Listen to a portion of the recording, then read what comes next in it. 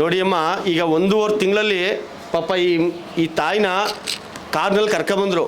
ನಾನು ದೇವಸ್ಥಾನದ ಒಳಗಡೆ ಕರ್ಕೊಬನ್ನಿ ಅಂದರೆ ಅವ್ರು ನಡೆಯೋಕ್ಕಾಗಲ್ಲ, ಅವರು ಒಳಗಡೆ ಬರೋ ಚಾನ್ಸ್ ಇಲ್ಲ, ಎತ್ಕೊಬರೋಕ್ಕೂ ಸುದ ಆಗಲ್ಲ ಅಂತ ಬಂದು ಅವತ್ತು ಸ್ವಾಮಿನಲ್ಲಿ ಬೇಡಿಕೆ ಇಟ್ಟು ಆ ಸ್ವಾಮಿಗೆ ಒಂದು ಅರಕೆ ಮಾಡಿ ಒಂದು ಎಳ್ಳು ಜ್ಯೋತಿ ಹಚ್ಬಿಟ್ಟು ಹೋದ್ರು ಅವರು. ಇವತ್ತು ನೋಡಿ ಅಮ್ಮ ಎಷ್ಟು ಚೆನ್ನಾಗಿ ಬಂದಿದ್ದಾರೆ. ಆಮೇಲೆ ಅಮ್ಮನಿಗೆ 2 ಕಾಲು ಸ್ವಾಧೀನನೂ ಹೋಗ್ಬಿಟ್ಟಿತ್ತು. ಜನವರಿ 8ನೇ ತಾರೀಕು 9ನೇ ತಾರೀಕು ಅಮ್ಮನ ಕಾಲು ಹೋಗಿದ್ದು. ನಾವು 4-5 ಕಡೆ ಹಾಸ್ಪಿಟ್ಲೆಲ್ಲ ಸುತ್ತಾಡಿದ್ವಿ. ಎಲ್ಲೋ ಬರೀ ಅದು ಇದು ಸ್ಕ್ಯಾನಿಂಗ್ ಮಾಡಿದ್ರು, ಏನು ಕಾಯಿಲೆ ಅಂತಲೇ ಹೇಳ್ತಾ ಇಲ್ಲ, ಏನು ರೀಸನ್ನೇ ಹೇಳ್ತಾ ಇಲ್ಲ. ಸುಮ್ಮನೆ ಹಾಸ್ಪಿಟ್ಲಿಗೆ ಹೋಗ್ತಾ ಇದ್ದೀವಿ, ಮಾತನಾಡ್ತಾ ಇದ್ದಾರೆ, ಅಷ್ಟೇ ಆಗ್ತಾಯಿತ್ತು. ಆಮೇಲೆ ನಮ್ಮ ಅಕ್ಕವ್ರು ಹೇಳಿದ್ರು ಅಂತ ಇಲ್ಲಿ ಬಂದು ಪೂಜೆ ಮಾಡಿಸ್ಕೊಂಡು ಹೋದ್ವಿ, ಒಂದು ಅರ್ಕೆ ಕಟ್ಕೊಂಡು. ಆಮೇಲೆ ನಾನು ಅನ್ಕೊಂಡು ಹೋದೆ ಭಗವಂತನ ಹತ್ರ, ನನಗೆ 1 ತಿಂಗಳೊಳಗೆ ನಮ್ಮಮ್ಮ ನಾನು ಅನ್ಕೊಂಡಂಗೆ ಹುಷಾರಾಗಬೇಕಣಪ್ಪ ಅಂತವ. 15 ದಿವಸದಾಗೆ ನಮ್ಮಮ್ಮ ಇಬ್ರು ಹಿಡ್ಕೊಂಡ್ರೆ ಅಟ್ಲೀಸ್ಟ್ ಕಾಲ್ನಾರು ಹಿಂಗೆ ಊರ್ಬೇಕು ನಮ್ಮಮ್ಮ ಅಂತ ಅಂದ್ಕೊಂಡೆ. ಅದೇ ಥರ ಊರಿದ್ರು. ಅಪ್ಪ ಏನು ಯುಗಾದಿ ಹಬ್ಬದಷ್ಟರಲ್ಲಿ ನಮ್ಮಮ್ಮ ಸ್ವತಃ ಅವರೇ ಎದ್ದು ಓಡಾಡೋ ಥರ ಮಾಡಪ್ಪ ಅಂದ್ಕೊಂಡೆ. ಅದೇ ಥರ ಎದ್ದು ಓಡಾಡಿದ್ರು. ಒಂದು ಕೈ ಬಿಡಲ್ಲ ಅಂತ ನನಗಂತೂ ಅರ್ಥ ಆಯಿತು ಮೇಡಮ್. ತುಂಬ ಒಳ್ಳೆಯದಾಗಿದೆ ಮಾತ್ರ ಇಲ್ಲಿ ಬಂದು.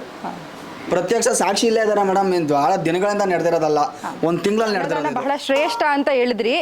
ಇವಾಗ ಒಂದು ಮೂಟೆ ಅಕ್ಕಿ ಬೆಲೆ 1200 1500 ತನಕ ಇದೆ. ಎಲ್ರಿಗೂ ಅಷ್ಟು ಕೊಡೋಕೆ ಸಾಧ್ಯ ಆಗಲ್ಲ. ಅಂಥವ್ರು ಏನು ಮಾಡಬೇಕು? 1 kg ತಂದು ಕೊಡಿ.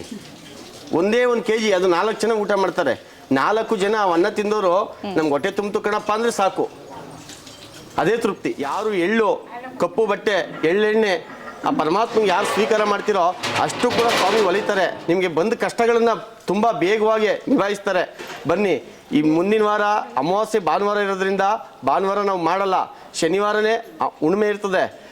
ಶನಿವಾರನೇ ಬನ್ನಿ. ಹೋಮಕ್ಕೆ ಬರೋವಂಥವ್ರು ನೀವು ಎಳ್ಳು, ಕಪ್ಪು ಬಟ್ಟೆ, ಎಳ್ಳೆಣ್ಣೆ ತಂದು ಆ ಹೋಮಕ್ಕೆ 1 ಬೆಲ್ಲ 1 ಕೊಬ್ಬರಿ ತಂದು ಹಾಕೋದ್ರಿಂದ ತುಂಬ ಒಳ್ಳೆಯದಾಗ್ತದೆ. ಆ ಪರಮಾತ್ಮನ ಆಶೀರ್ವಾದ ಪಡ್ಕೊಳ್ಳೋರು, ಅಭಿಷೇಕದ ನೀರು ಹಾಕ್ಸ್ಕೊಳ್ಳೋರು ಅಮಾವಾಸ್ಯೆ ಹುಣ್ಣಿಮೆ ದಿವಸ ಬನ್ನಿ, ಶನಿವಾರ ಬನ್ನಿ, ಮುಂದಿನ ವಾರ ಶನಿವಾರ ಬನ್ನಿ. ನನಗೆ ಈ ಸ್ಥಾನಕ್ಕೆ ಬಂದ ಮೇಲೆ ನನಗೆ ಒಳ್ಳೆಯದಾಗಿದೆ ಮೇಡಮ್. ಯಾವ ವಿಚಾರದಲ್ಲಿ ಒಳ್ಳೆಯದಾಗಿದೆ? ನನಗೆ ಎಲ್ಲ ನಿಷ್ಠುರವನ್ನು ಮಾಡ್ತಿದ್ರು. ನನ್ನ ತಂದೆ ಇಲ್ಲದೆ ಇವನು ಅನಾಥ, ಇವನ್ನ ದೂರ ಬಿಟ್ಬಿಡೋದ, ಇವನು ಯಾರಿಗೂ ಸಪೋರ್ಟ್ ಮಾಡೋಲ್ಲ, ಜಮೀನು ಕಿತ್ಕೊಂಡು ತಿನ್ನೋರವ್ರೆ ಎಲ್ಲ ಮಾಡಿದ್ದಾರೆ ಮೇಡಮ್.